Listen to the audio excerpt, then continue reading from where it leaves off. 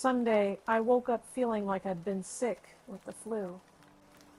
Like I'd had one of those bad, convoluted, unexplainable fever dreams. And what I figured out about bad, convoluted, unexplainable dreams of any kind is that you've just got to shake them off. Try to forget that they ever happened. I shook it off, all right, and got out of bed early because I had eaten almost nothing the night before, and I was starving. But as I was trekking into the kitchen, I glanced into the family room and noticed that my dad was sacked out on the couch. This was not good. This is a sign of battle still in progress, and it made me feel like an invader in my own territory. He rolled over and kind of groaned, then curled up tighter under his skinny little quilt and muttered some pretty unfriendly sounding stuff into his pillow. I beat it into the kitchen and poured myself a killer bowl of cornflakes. And I was about to drown it in milk when my mother comes waltzing in and snags it away from me. "You're going to wait, young man," she says. "This family is going to have Sunday breakfast together, but I'm starving. So are the rest of us. Now go." So I'm making pancakes, and you're taking a shower. Go. Like a shower's going to prevent imminent starvation. But I headed down to the bathroom, and on my way, I noticed that the family room was empty. The quilt was folded, and back on the armrest, the pillow was gone. It was like I'd imagined the whole thing. At breakfast, my father didn't look like he'd spent the night on the couch. Because no bags under his eyes, no whiskers on his chin. He was decked out in tennis shorts and a lavender polo shirt, and his hair was all blown dry like it was a work day.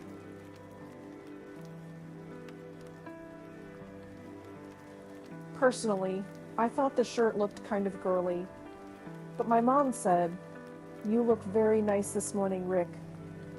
My father just eyed her suspiciously. Then my grandfather came in, saying, "Patsy, the house smells wonderful." "Good morning, Rick." "Hi there, Bryce," and winked at me as he sat down and put his napkin in his lap. And "Linata," my mother sang out. "Break fast." My sister appeared in a XXX miniskirt and platform shoes, with eyes that were definitely of the raccoon variety. My mother gasped, but then took a deep breath and said, "Good morning, honey. I thought you were going to church this morning with your friends." "I am." Lynetta scowled and sat down. Mom brought pancakes, fried eggs, and hash browns to the table. My father just sat there stiff as a board for a minute, but finally he shook out his napkin and tucked it into his collar. "Well," my mother said as she sat down, "I've come up with a solution to our situation." "Here it comes," my father muttered, but my mother gave him a glare that shut him down cold. "The solution is," my mom said as she served herself some pancakes, "we're going to invite the Bakers over for dinner." My father blurts out, "What?" Lynetta and me, of course, "Do you know what you're saying?" Mom smooths the napkin into her lap. Maybe it's about time I found out. Renetta turns to me and says, she's inviting the core of piss pour over for dinner. Oh, this is something I really woke up expecting. My father shakes his head and says, Patsy, so I made some stupid cracks last night. Is this the next phase in my punishment? It is something we should have done years ago. Patsy, please. I know you feel bad about what you found out, but an awkward dinner party isn't going to change anything. My mother ran syrup all over her pancakes, popped the top closed, licked her finger, then locked eyes with my dad.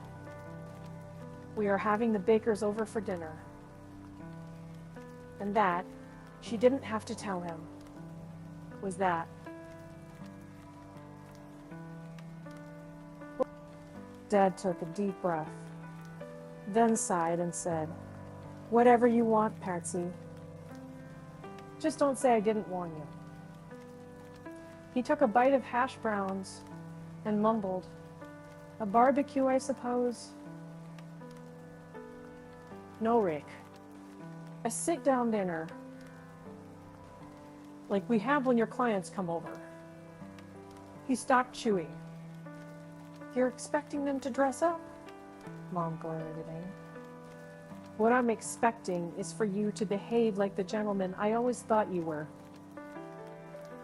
Dad went back to his potatoes. Definitely safer than arguing with Mom. Lynetta wound up eating the entire right of a fried egg and almost a whole pancake besides. Plain, of course, but from the way she was glutting and giggling as she ate, it was obvious that at least she was in a good mood. Granddad ate plenty, even for him, but I couldn't tell what he was thinking. He was back to looking more granite than human. Me, I'd started tuning into the fact that this dinner could be more than awkward. It could be trouble. Those rotten eggs were back from the grave, looming large and smelly right over my head. Sure, Granddad knew, but no one else in my family did. What if it came up at dinner? I'd be dead, fried, cluck-faced meat. Later, as I was brushing my teeth, I considered bribing Juli, getting her on board so that nobody brought up the subject of eggs. Or maybe I could sabotage the dinner somehow, make it not happen. Yeah, I stopped myself and looked in the mirror.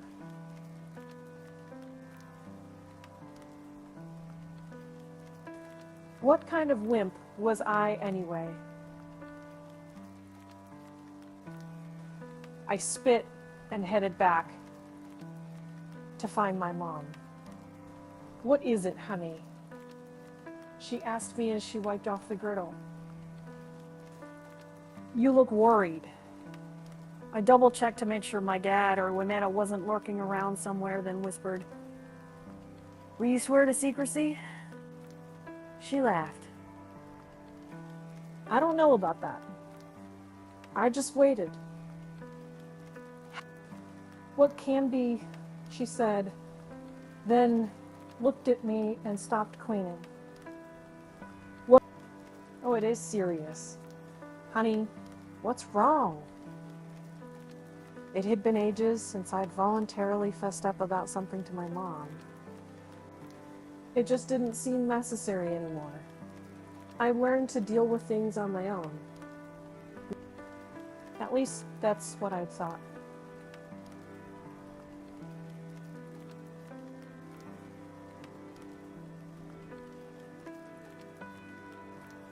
Until now. He touched my arm and said, "Bryce, tell me, what is it?" I hopped up to sit on the counter, then took a deep breath and said, It's about Julie's eggs. About her eggs. Remember that whole chicken hen salmonella disaster? That was quite a while ago, but sure. Well, what you don't know is that Juli didn't bring eggs over just that once. She's been bringing them over every week, or about that anyway. She has? So why didn't I know about this?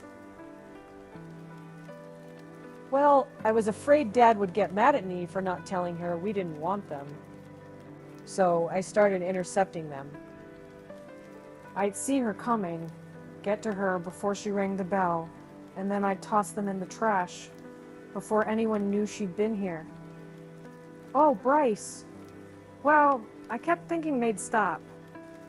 How long can a stupid chicken lay eggs? But I take it they have stopped?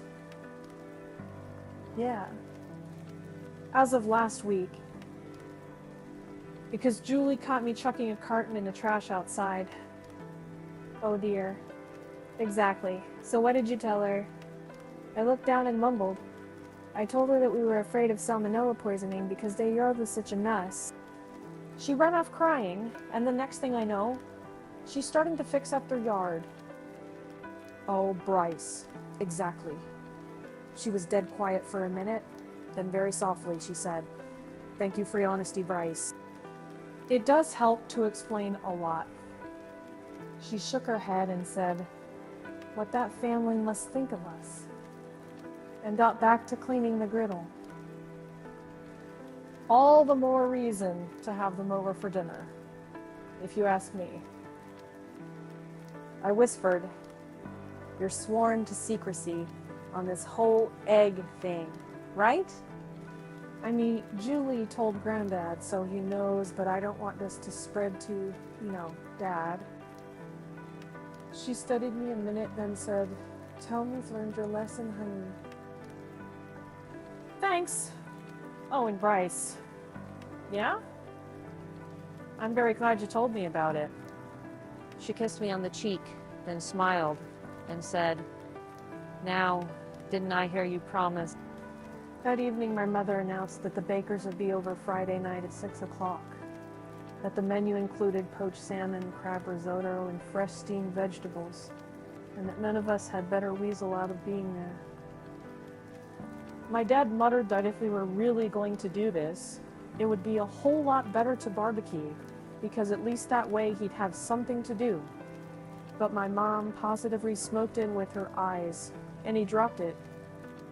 So they were coming. And it made seeing Juli at school even more uncomfortable than usual. Not because she gushed about it, or even waved and winked, or something. No.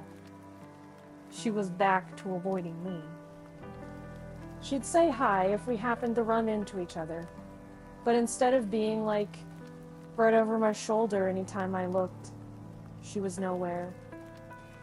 She must have ducked out back doors and taken roundabout ways through campus. She was, I don't know, scarce. I found myself looking at her in class. The teacher'd be talking, and all eyes would be up front, except mine. They kept wandering over to Juli. It was weird. 1 minute, I'd be listening to the teacher, and the next, I'd be completely tuned out, looking at Juli. It wasn't until Wednesday, in math, that I figured it out.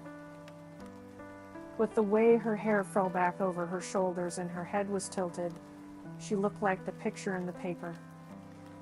Not just like it. The angle was different, and the wind wasn't blowing through her hair, but she did look like the picture. A lot like the picture.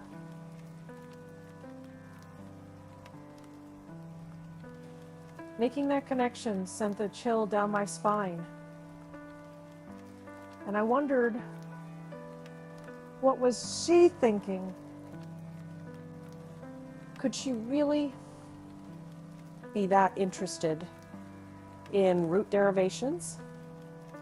Darla Tressler caught me watching.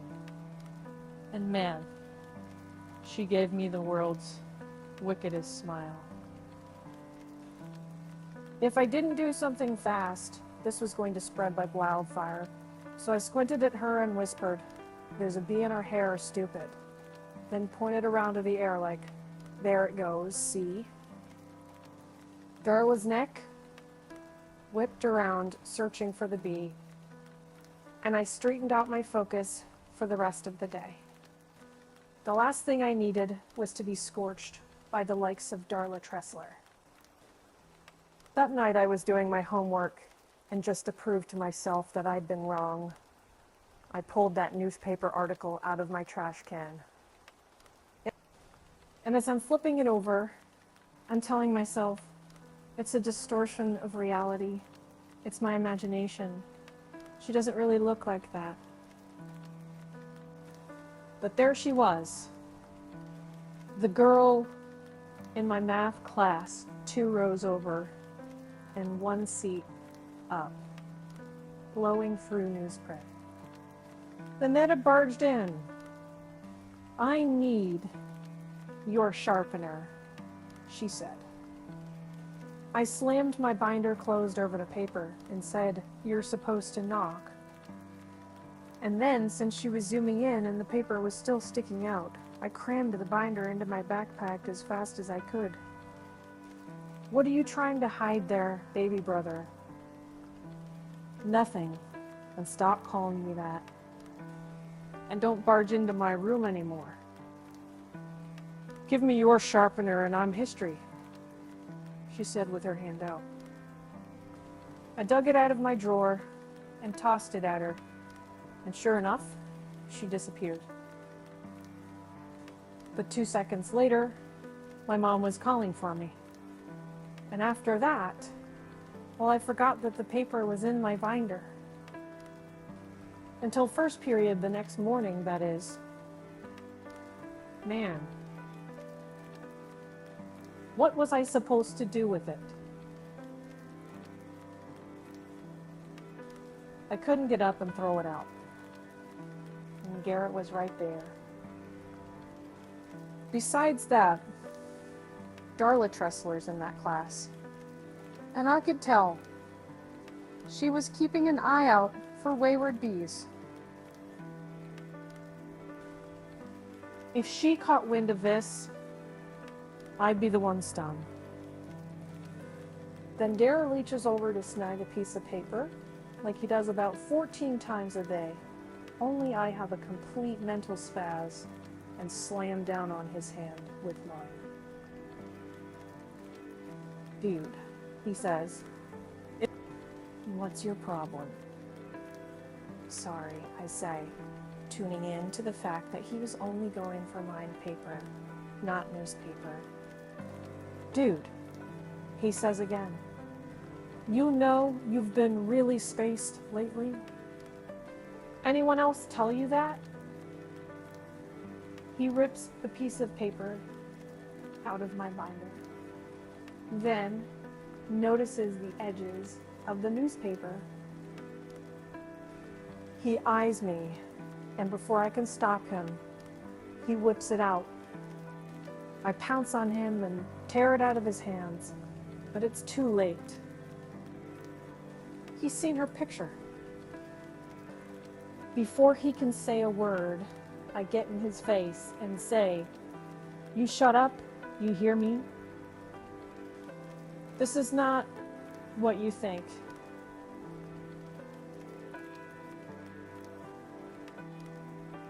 "Whoa, kick back, will ya?" I wasn't thinking anything, but I could see the little gears go click, click, click in his brain. Then he smirks at me and says, "I'm sure you've got a perfectly reasonable explanation for why you're carrying a picture of Julie Baker around with you." The way he said it stared me. like he was playing with the idea of roasting me in front of the whole class.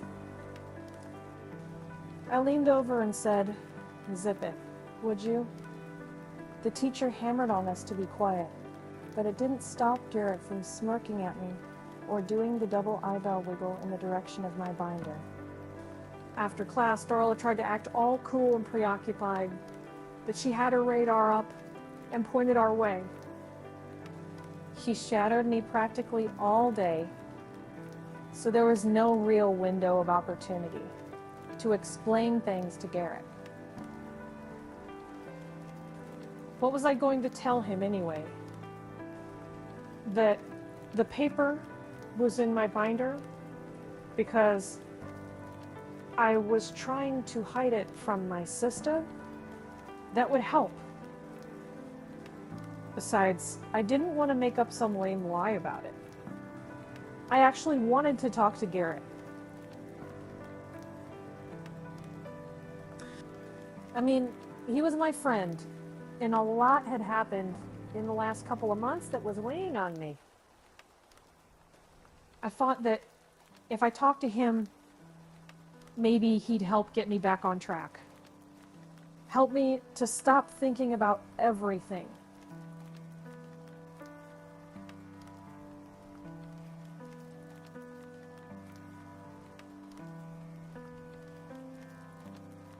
Garrett was real reliable in that arena. So, luckily, in social studies, our class got library time to do research for our famous historical figure report. Darla and Juli were both in that class, but I managed to drag Garrett into a back corner of the library without either of them noticing. And the minute we were by ourselves, I found myself laying into Garrett about chickens. He shakes his head at me and says, "Dude, what are you talking about? Remember when we went and looked over her fence? Back in the 6th grade. Yeah. Remember how you were down on me for wondering what a hen was?" He rolled his eyes. "Not this again. Man, you didn't know Jack Diddley squat about chickens. I put my life in your hands, and you dumped me in a bucket of bowl." So I told him about my dad and the eggs and salmonella and how I'd been intercepting eggs for nearly 2 years. He just shrugged and said, "Makes sense to me." And she caught me. "Who?" "Juli." Whoa, dude. I told him about what I'd said and how almost right after that she was out playing Weed Warrior in the front yard. Well, so? It's not your fault. Your yard's a mess.